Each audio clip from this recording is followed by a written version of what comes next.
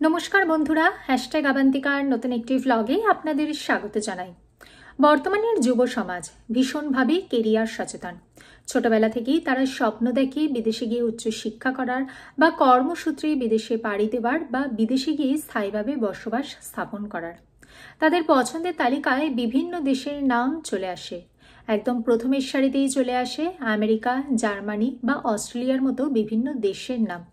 কিন্তু বর্তমানে আমরা সোশ্যাল মিডিয়ার দৌলতে জানতে পাচ্ছি যে আমেরিকায় ভিসা সংক্রান্ত বিভিন্ন ধরনের সমস্যার কথা।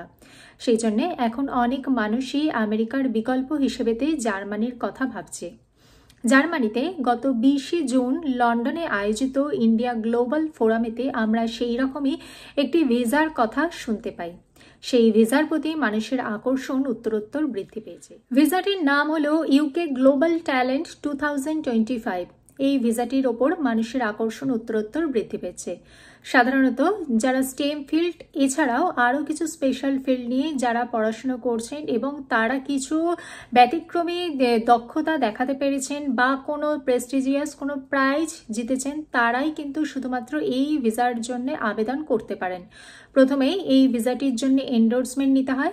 এন্ডোর্সমেন্ট নিতে গেলে ইউকের কোনো অফিসিয়াল বডির থেকে অ্যাপ্রুভাল নিতে হবে।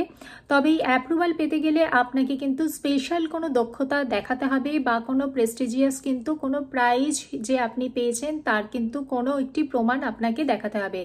এন্ডোর্সমেন্ট পেতে সাধারণত 4 থেকে 6 সপ্তাহ সময় লাগবে বলে মনে করা হচ্ছে। এন্ডোর্সমেন্ট পাওয়ার পর আপনি ইউকের অফিসিয়াল ওয়েবসাইটে থেকে অনলাইনে অ্যাপ্লাই করবেন ইউকে ভিসার জন্যে। পরবর্তীকালে ইউকে ভিসা পাওয়ার পর আপনি এই ভিসার মাধ্যমে ইউকেতে গিয়ে স্থায়ীভাবে বসবাস করার সুযোগ লাভ করতে পারবেন। এই ভিসার মাধ্যমে আপনি আপনার ফ্যামিলি নিয়ে কিন্তু ইউকেতে গিয়ে স্থায়ীভাবে বসবাসের সুযোগ লাভ করতে পারেন। এই ভিসাটির প্রতি মানুষের আকর্ষণ উত্তরোত্তর বৃদ্ধি পেয়েছে। তবে তার জন্য কিন্তু স্পেশাল ট্যালেন্ট আপনাকে দেখাতে হবে। সব মানুষদের জন্য কিন্তু এই ভিসাটি একদমই নয়।